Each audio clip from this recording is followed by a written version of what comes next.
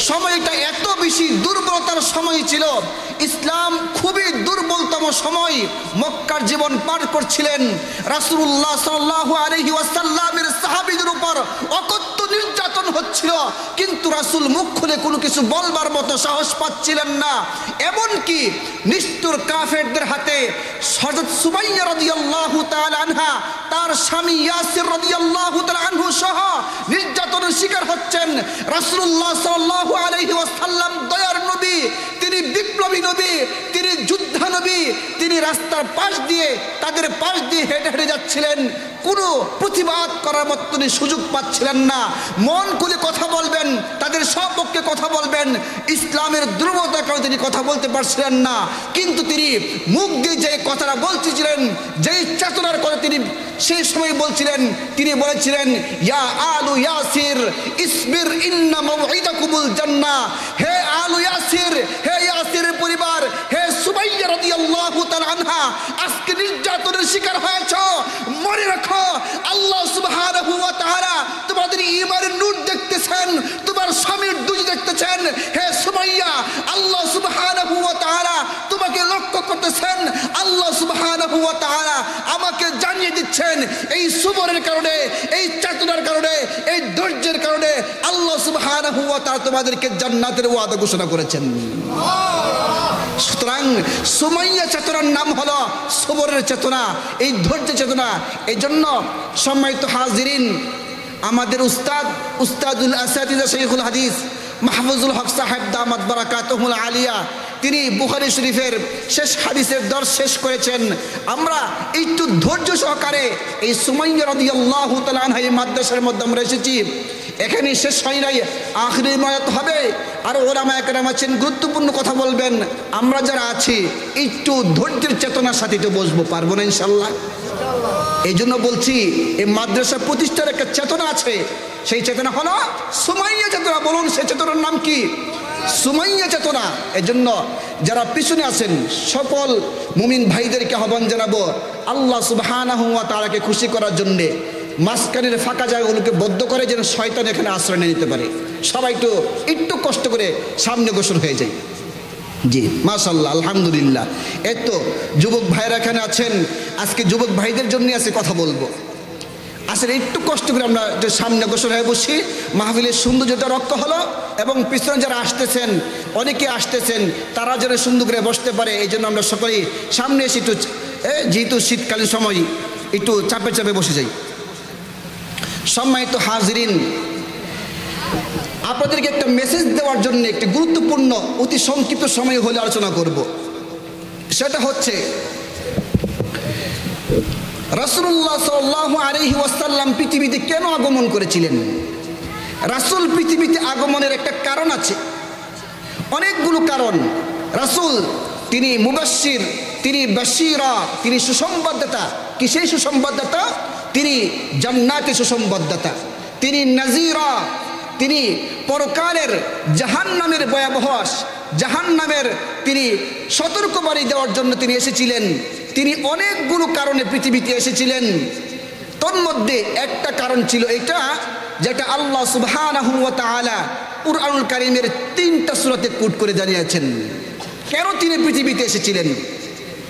আল্লাহ সুবহানাহু ওয়া তাআলা জানান, হুয়াল্লাযী আরসালা রাসূলাহু বিল হুদা ওয়া দীনিল হাক্কি লিইয়ুযহিরাহু আলাদ-দীনি কুল্লি ওয়ালাউ কারিহাল মুশরিকুন।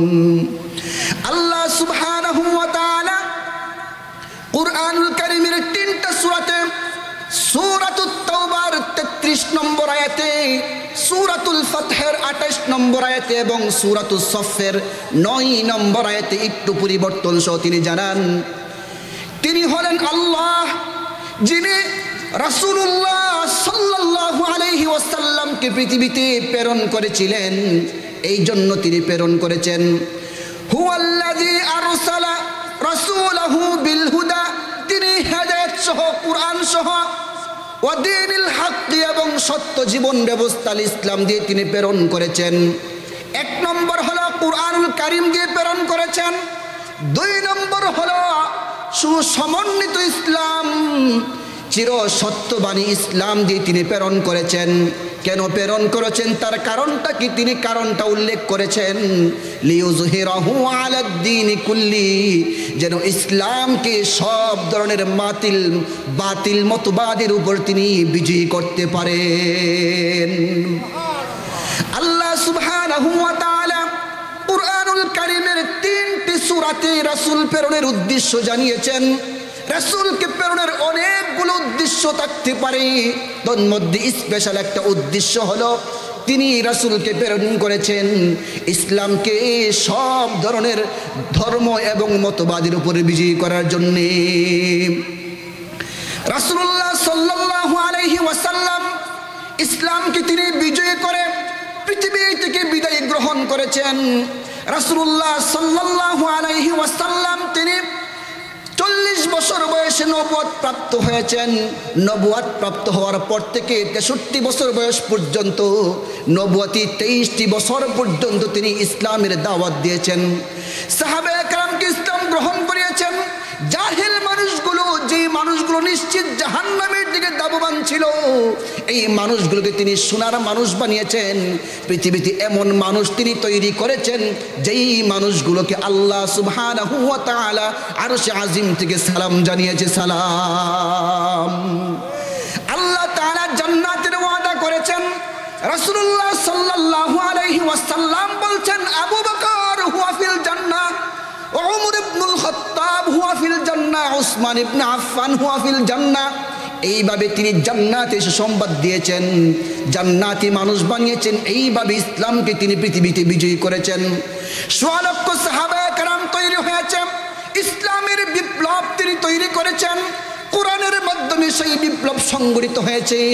রাসূলুল্লাহ সাল্লাল্লাহু আলাইহি ওয়াসাল্লাম নবুয়তি 23টি বছর, তিনি 13টি বছর কাটিয়েছেন মক্কাতে। মক্কাতে তিনি ইসলামের নেতৃত্ব তৈরি করেছেন, কিন্তু ইসলামকে তিনি রাষ্ট্র পর্যায়ে বাস্তবায়ন করতে পারেন নাই। নেতৃত্ব তৈরি হয়েছে, আবু বকরের মতো লিডার তৈরি হয়েছে, ওমর উসমান আলীর মতো লিডার তৈরি হয়েছে, কিন্তু ইসলামকে রাষ্ট্রীয় পর্যায়ে নিয়ে যাবে এমন পরিবেশ মক্কার জমিনে ছিল না। জমিনটাই মুসলমানদের ছিল না, জমিনটাই ছিল আবু জাহাল আবু লাহাবদের তত্ত্বাবধানে। এই জন্য তিনি মক্কাতে ইসলামকে রাষ্ট্রীয় পর্যায়ে ঘোষণা করতে পারেন নাই। আল্লাহর রাসূল সাল্লাল্লাহু আলাইহি ওয়াসাল্লাম 13 বছর মক্কা থেকে তিনি 14তম বছর রওনা করে হিজরত করে মদিনায় চলে যান। মদিনায় গিয়ে তিনি ইসলামকে বাস্তবায়ন করেন, রাষ্ট্রীয় পর্যায়ে বাস্তবায়ন করে তিনি 27টি যুদ্ধের নেতৃত্ব এবং সেনাপতির দায়িত্ব পালন করে বিভিন্নভাবে ইসলামকে সম্প্রসারিত করে তিনি ইসলামকে বিজয়ী করেছেন।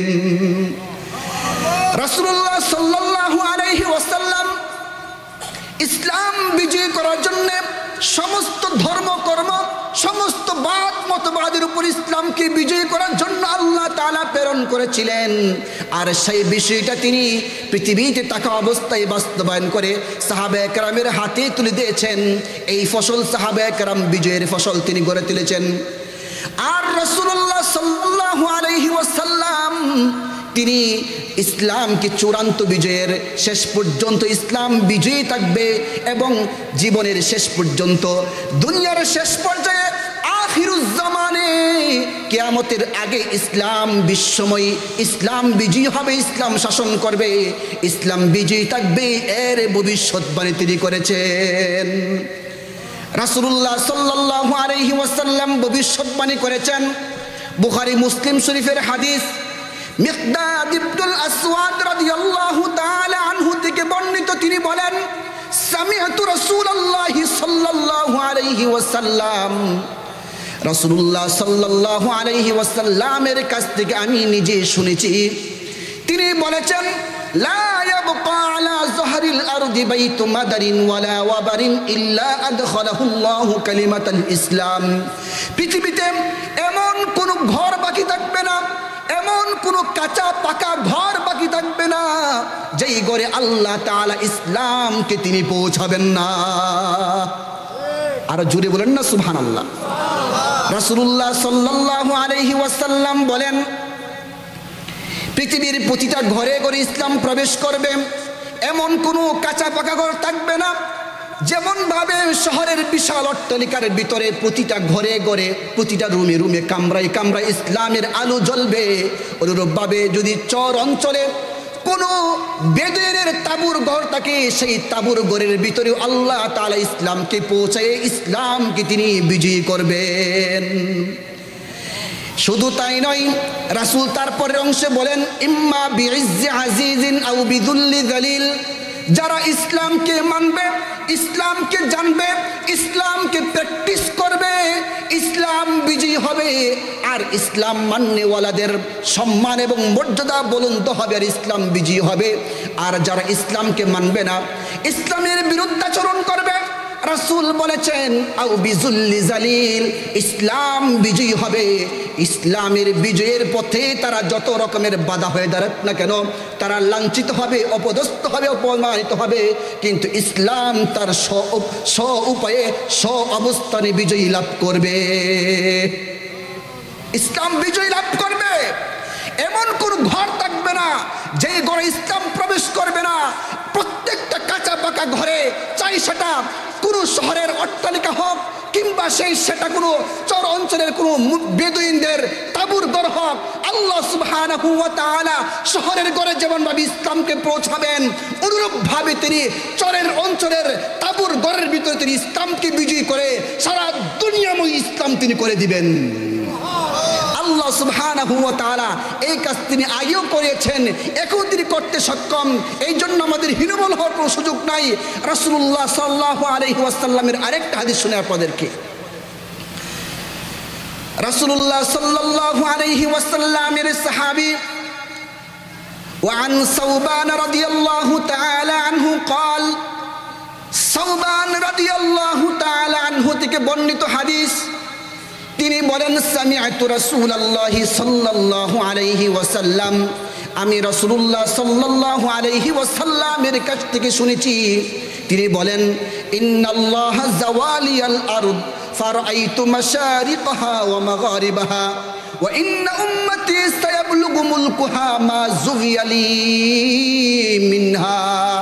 তিনি বলেন, রাসূলুল্লাহ সাল্লাল্লাহু আলাইহি ওয়াসাল্লাম বলেছেন, সমগ্র পৃথিবীকে আল্লাহ তাআলা আমার সামনে উপস্থিত করে দিয়েছেন। পূর্ব এবং পশ্চিম, উত্তর এবং দক্ষিণ, আমি সমগ্র পৃথিবীকে দেখেছি। সমগ্র পৃথিবীকে দেখে আল্লাহ সুবহানাহু ওয়া তাআলা আমাকে দেখিয়ে তিনি এই সিদ্ধান্ত আমাকে দিয়েছেন, ফারাআইতু মাশারিকাহা ওয়া মাগারিবাহা ওয়া ইন্না উম্মতি সায়াবলুগু মুলকুহা মা যুগিয়ালি মিনহা। সমগ্র পৃথিবী আল্লাহ আমাকে দেখিয়েছেন আর বলেছেন, সমগ্র পৃথিবীর যত দূর আপনার দৃষ্টি গিয়েছে তত দূর পর্যন্ত আল্লাহ তাআলা ইসলামকে পৌঁছাবেন। এর মানে তত দূর পর্যন্ত ইসলামের বিজয় হবে।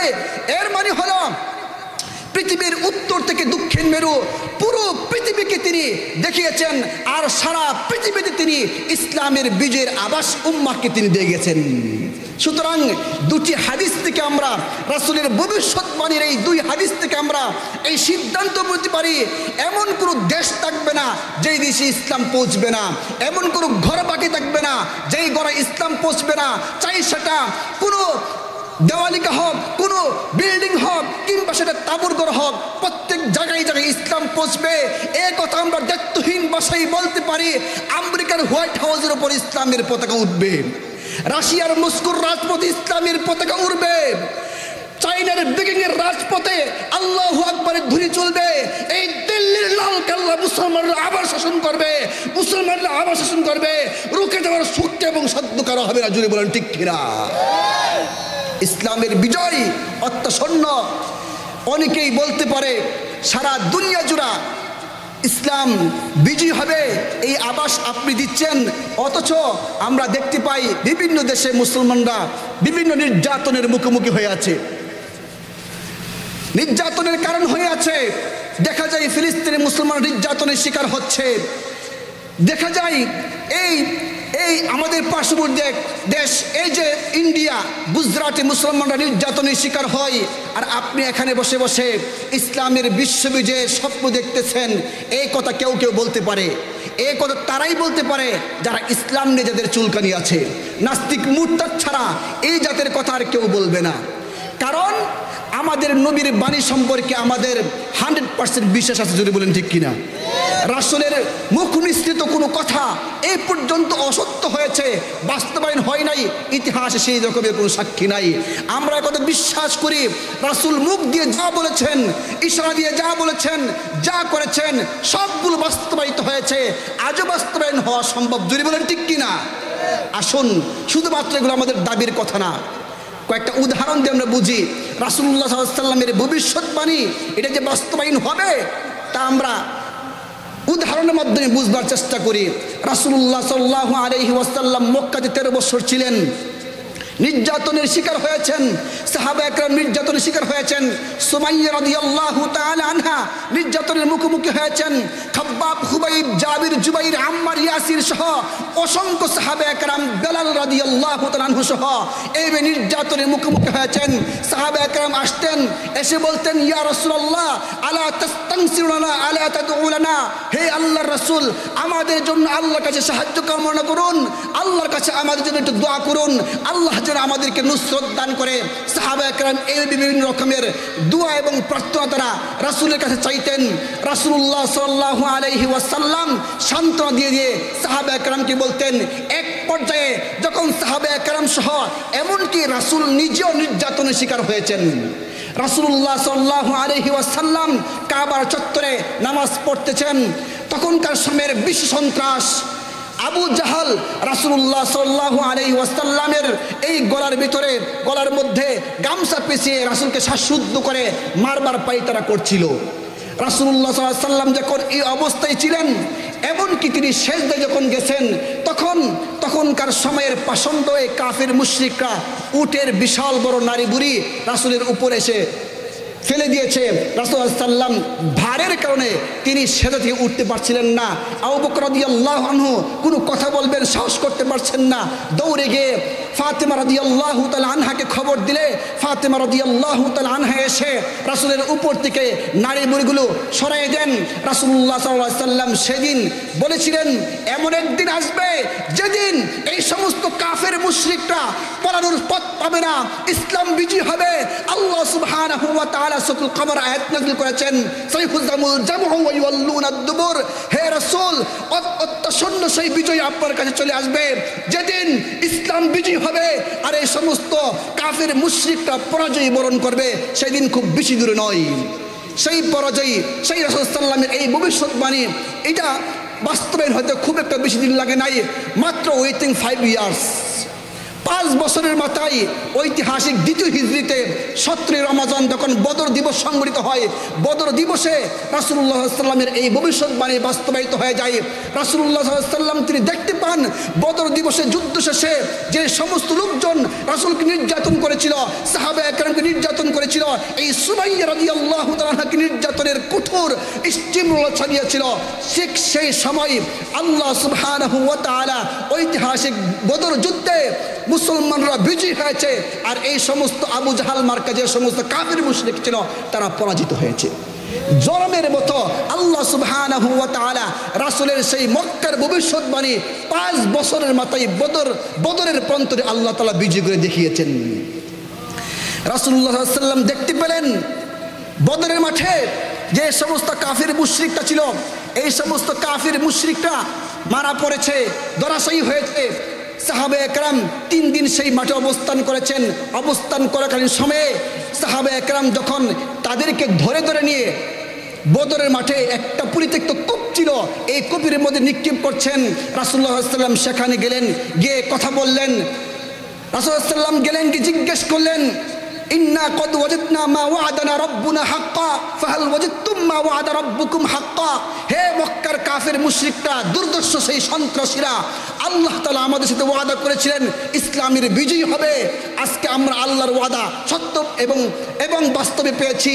ফাহাল ওয়াজাদতুম মা ওয়াদা রাব্বুকুম হাক্কা, আল্লাহর ওয়াদা যেটা করেছিল সেই ওয়াদাকে তোমরা বাস্তবায়ন পেয়েছো। উমর রাদিয়াল্লাহু আনহু তখন কথা বলছিলেন, মা তুকাল্লিমু মিন আজসাদিল্লাহ আরওয়াহা লাহা, হে রাসূল আপনি কাদের সাথে কথা বলছেন, যারা কিনা তাদের ভিতরে কোনো প্রাণ নাই, আপনি তাদের সাথে কথা বলছেন? রাসূল তখন জবাব দিয়েছিলেন, বুখারী শরীফের হাদিস, এই দ্বিতীয় খণ্ডের হাদিস।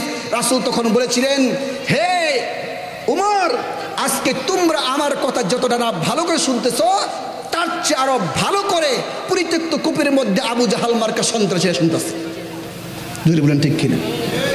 রাসূলের ভবিষ্যৎবাণী বাস্তবায়ন হয়েছে কিনা? বাস্তবায়ন হয়েছে। আরেকটা রাসূলের ভবিষ্যৎবাণীর কথা বলি। রাসূলুল্লাহ সাল্লাল্লাহু আলাইহি সাল্লাম একবার উম্মে হারাম বিনতে মিলহানের পাশে শায়িত ছিলেন। হাদিস শরীফে রয়েছে, ইস্তাইকাযা নামান নবিয়্যু সাল্লাল্লাহু আলাইহি ওয়াসাল্লাম কারিবাম মিন্নি। উম্মে হারাম বিনতে মিলহান তিনি বলতেছেন যে রাসূল সাল্লাল্লাহু আলাইহি ওয়াসাল্লাম আমার কাছে একটু দূরে তিনি শায়িত ছিলেন। কিছুক্ষণ পরে ওয়াস্তাইকাযা ওয়া তাবাসসাম, তিনি জাগ্রত হয়ে গেলেন এবং মুস্কি হাসতে লাগলেন। আমি জিজ্ঞেস করলাম, উম্মে হারাম বিনতে মিলহান বলতেছেন, আমি জিজ্ঞেস করলাম, ইয়া রাসূলুল্লাহ লিমা আযহাকাকা মা আযহাকাকা, আপনি কোন জিনিসের কারণে হাসতেছেন? উম্মে হারাম বিনতে মিলহানের এই প্রশ্নের এই জিজ্ঞাসার জবাবে রাসূল বললেন, আমি ঘুমন্ত ছিলাম, দেখতে পেলাম আমার উম্মতের একটা বিশাল দল সমুদ্র পথে তারা পাড়ি দিচ্ছে। সমুদ্র পথে তারা এমনভাবে পাড়ি দিচ্ছে, মনে হচ্ছে তারা কোনো শাহেনশাহ বাদশার মতো তারা পাড়ি দিচ্ছে। কাল মুলুকি আল আসিররা, তাদেরকে দেখতে মনে হলো তারা শাহেনশাহ বাদশার মতো সমুদ্র পথ পাড়ি দিচ্ছে। উম্মে হারাম বিনতে মিলহান জিজ্ঞেস করলেন, তাদের এই অবস্থা কেন? রাসূলুল্লাহ সাল্লাল্লাহু আলাইহি ওয়াসাল্লাম বললেন, এই বাহিনীটা সর্বপ্রথম সেই সমুদ্রের সেই বাহিনী, তারা সুদূর সাইপ্রাসে যাবে, সেখানে গিয়ে ইসলামের বিজয়ী কেতন উড়াবে। আমি সেই স্বপ্ন দেখতে পেয়েছি। উম্মে হারাম বিনতে মিলহান বললেন, ইয়া রাসূলুল্লাহ উদউল্লাহ আইয়াজআলানি মিনহুম, আপনি আমার জন্য দোয়া করে দেন যেন আল্লাহ তাআলা সেই মুবারক কাফেলার অন্তর্ভুক্ত আমি উম্মে হারাম বিনতে মিলহানকে করে নেই। রাসূলুল্লাহ সাল্লাল্লাহু আলাইহি ওয়াসাল্লাম বলেন, আনতি মিনহুম, যাও উম্মে হারাম বিনতে মিলহান, তুমি তার সাথে হবে, তুমি সেই মুবারক কাফেলার সাথে হয়ে যাবে। বেশি দিন সময় লাগে নাই। উসমান রাদিয়াল্লাহু আনহুর সময়ে সর্বপ্রথম নৌবাহিনী হিসাবে, মুসলমানদের সৈন্যবাহিনীর নৌবাহিনীর একটা অংশ হিসাবে মুআবিয়া রাদিয়াল্লাহু আনহু তিনি মুসলমানদের সৈন্যবাহিনীর সাথে একটা বাহিনী সংযুক্ত করলেন। আর সেই বাহিনীটা সর্বপ্রথম সুদূর সাইপ্রাসের উদ্দেশ্যে যাত্রা করে সেখানে মুসলমানদের বিজয় কাতর করানোর জন্য সাইপ্রাসে গেল। সাথে উবাদা ইবনে সামিত রাদিয়াল্লাহু আনহু তিনি তার স্ত্রী উম্মে হারাম বিনতে মিলহানকে সাথে নিয়ে তিনি সাইপ্রাসে গেলেন। সাইপ্রাসে সেখানে যুদ্ধ হলো। যুদ্ধ হওয়ার পর সেখানে মুসলমানরা বিজয় লাভ করলো, অমুসলিমরা পরাজিত হলো। আজও পর্যন্ত সেই সাইপ্রাসের মাটিতে উম্মে হারাম বিনতে মিলহানের কবর রয়েছে। যারা পর্যটক তারা সেখানে যায়। কিন্তু কিভাবে তিনি শাহাদাত বরণ করলেন? উম্মে হারাম বিনতে মিলহানের শাহাদাতের ভবিষ্যৎবাণী তিনি করেছিলেন। সেখানে যুদ্ধ শেষ হয়ে গেল। যুদ্ধ শেষ হওয়ার পথে যখন তিনি ফিরে আসবেন, ফিরে আসার পথে তিনি উটের উপর আরোহণ করবেন। উটের উপর আরোহণ করার অবস্থায় উম্মে হারাম বিনতে মিলহান তিনি হঠাৎ করে পড়ে সেখানে তিনি শাহাদাত বরণ করেন। রাসূলুল্লাহ সাল্লাল্লাহু আলাইহি ওয়াসাল্লামের সেই ভবিষ্যৎবাণী খুব বেশি সময় লাগে নাই। উসমান রাদিয়াল্লাহু আনহুর খেলাফতকালীন সময়ে আল্লাহ সুবহানাহু ওয়া তাআলা উম্মে হারাম বিনতে মিলহানের শাহাদাতের ভবিষ্যৎবাণী সাইপ্রাসের মাটিতে সংঘটিত হয়ে যায়। আমরা সেই কথা দায়িত্বহীনভাবে বলতে চাই, রাসূলুল্লাহ সাল্লাল্লাহু আলাইহি ওয়াসাল্লাম ভবিষ্যৎবাণী তিনি করেছেন, ইসলাম বিজয়ী হবে, সারা দুনিয়া ইসলাম শাসন করবে, প্রতিটা কাঁচা পাকা করে ইসলাম জ্বলবে, ইসলামের আলো সেখানে জ্বলবে। এটা আমরা যেমন বিশ্বাস করি, অনুরূপভাবে রাসূলুল্লাহ সাল্লাল্লাহু আলাইহি ওয়াসাল্লামের ভবিষ্যৎবাণীগুলো সবগুলোকে আমরা বিশ্বাস করি। যদি বলেন ঠিক কিনা? রাসূল ভবিষ্যৎবাণী করেছেন। কি সেই ভবিষ্যৎবাণী? সেই ভবিষ্যৎবাণী হলো গাজওয়াতুল হিন্দের ভবিষ্যৎবাণী। গাজওয়াতুল হিন্দের ভবিষ্যৎবাণী রয়েছে। সর্বাধিক হাদিস বর্ণনাকারী সাহাবী আবু হুরায়রা রাদিয়াল্লাহু আনহু তিনি হাদিস বর্ণনা করেছেন, ওয়াদানা রাসূলুল্লাহ সাল্লাল্লাহু আলাইহি ওয়াসাল্লাম গাজওয়াতুল হিন্দ। আবু হুরায়রা রাদিয়াল্লাহু তাআলা আনহু তিনি বলেন, রাসূলুল্লাহ সাল্লাল্লাহু আলাইহি ওয়াসাল্লাম তিনি আমাদের সাথে ওয়াদা করেছেন গাজওয়াতুল হিন্দের। আমি বলেছিলাম, ও আল্লাহর রাসূল, ফাইন আদরাকতুহা উনফিকু ফিহা নাফসি ওয়া মালি, আমি যদি গাজওয়াতুল হিন্দের অংশগ্রহণকারী সাহাবী হয়ে যাই, উনফিকু ফিহা নাফসি ওয়া মালি, আমি আমার জীবন এবং আমার সম্পদকে আল্লাহর রাস্তায় কুরবানি করে দিব। আল্লাহু আকবার। ওয়া ইন কুতিলতু, ওয়া ইন কুতিলতু ফাআনা আফজালুশ শুহাদা, আর আমি যদি গাজওয়াতুল হিন্দে শাহাদাত বরণ করি আমি হব সর্বোত্তম শহীদ।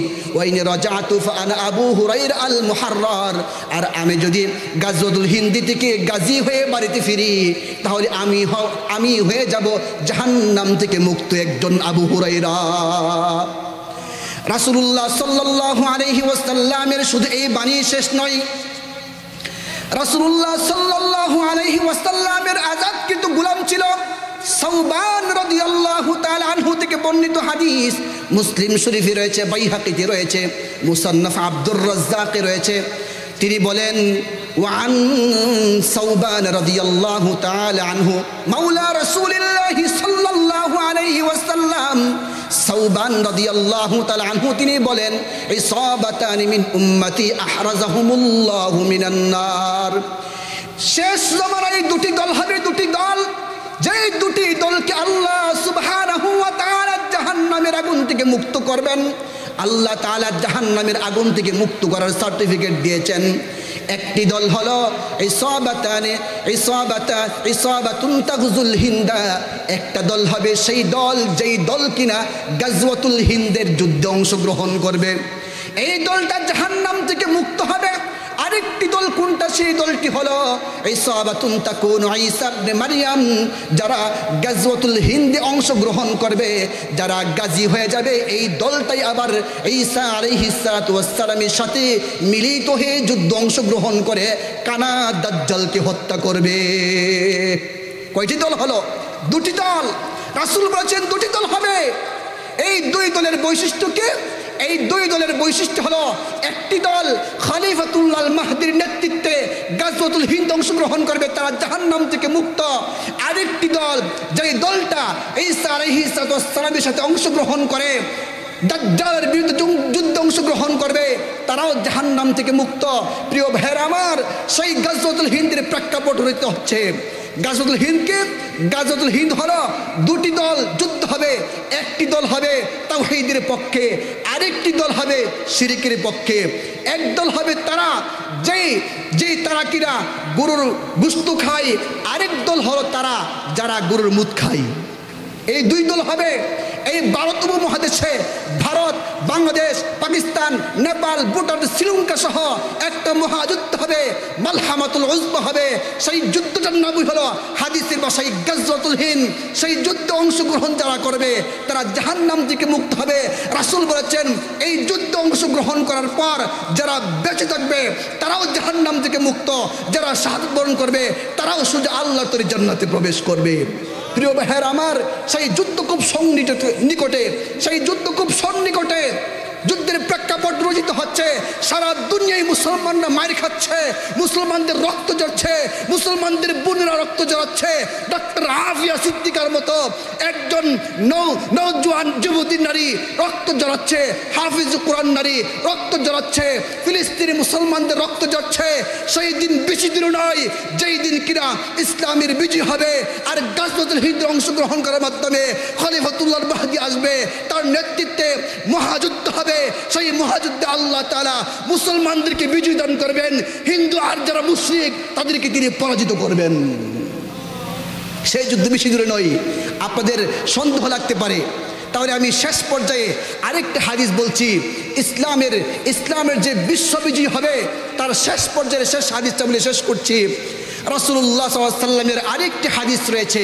রাসূল বলেছেন আমার পর থেকে পৃথিবীতে রাজনৈতিক বিজয়ের 5টা প্রেক্ষাপট হবে। কয়টা প্রেক্ষাপট? 5টা হবে। 3টা শান্তির আর 2টা অশান্তির। 3টা শান্তির আর 2টা হলো অশান্তির। 3টা শান্তির কি? প্রথম দিকে হবে 2টা শান্তির। সেটা হবে কি? রাসূল বলেছেন ইসলাম রাজত্ব করবে, কোরআন দ্বারা শাসন করবে। তাকুনুন নবুওয়াতু ফীকুম মাশা আল্লাহ, আল্লাহ সুবহানাহু ওয়া তাআলা যতদিন চান ততদিন তিনি নবুয়তি শাসন ব্যবস্থা রাখবেন। এটা রাসূলের যুগে শেষ হয়ে গেছে। রাসূল তারপরে বলছেন দ্বিতীয় শান্তির রাজত্ব হলো, দ্বিতীয় শান্তির শাসনকাল হলো তাকুনুন নবুওয়াতু আলা মিনহাজিন নবুওয়া, তাকুনুন নবুওয়াতু আলা মিনহাজিন নবুওয়া। আর নবুয়তি শাসন কায়দায় খেলাফত ব্যবস্থা, খেলাফত আলা মিনহাজিন নবুয়া, সেটা শাসনকাল হবে। সেটাও 30 বছর পর্যন্ত শাসনকাল ছিল, সেটাও শেষ হয়ে গেছে। রাসূল তারপরে বলছেন এরপরে 2টা অশান্তি শাসন আসবে, সেটা হলো সুম্মা তাকুনু মুলকান আদান, এরপর আসবে জুলুম, অত্যাচার, নির্যাতন, নিপীড়নের শাসনকাল, সেটা আসবে, সেটাও প্রায় শেষ হয়ে গেছে। আর 4 নম্বর অশান্তি শাসনকাল যেটা, সেটা কেন চলছে, সেটা হলো সুম্মা তাকুনু।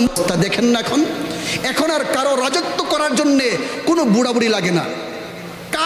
কার গদি কে দখল করবে এই ব্যবস্থা এখন চলমান, এটা চলতেছে, এটা অচিরেই শেষ হয়ে যাবে।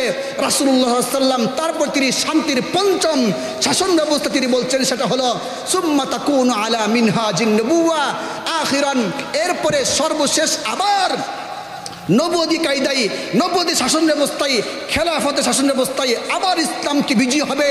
এই ইসলাম বিজয়ী হওয়ার মাধ্যমে সারা পৃথিবীর শান্তিকামী মানুষরা সেই কালিমার পতাকা তলে তারা সকলে চলে আসবে।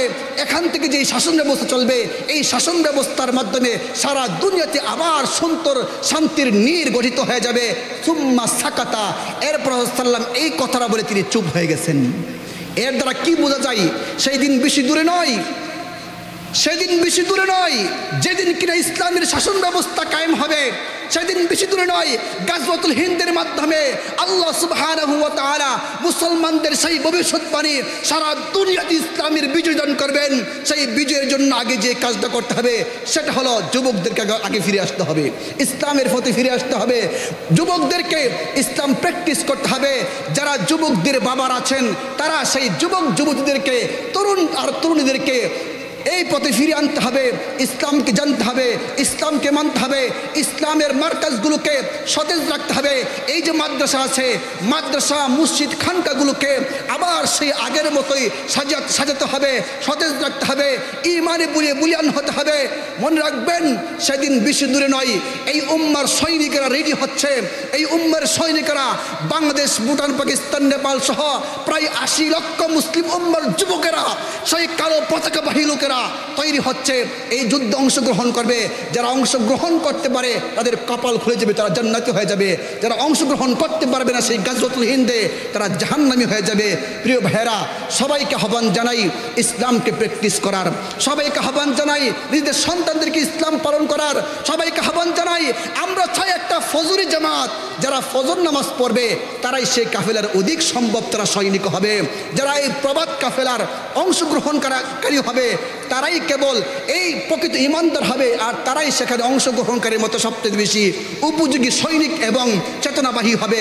আল্লাহ সুবহানাহু ওয়া তাআলা আমাদেরকে, আমাদের এই দ্বীনি মার্কাজকে, এই সুমাইয়া চেতনাবাহী, সুমাইয়া রাদিয়াল্লাহু তাআলা আনহা, এই মাদ্রাসাকে আল্লাহ কবুল করুন।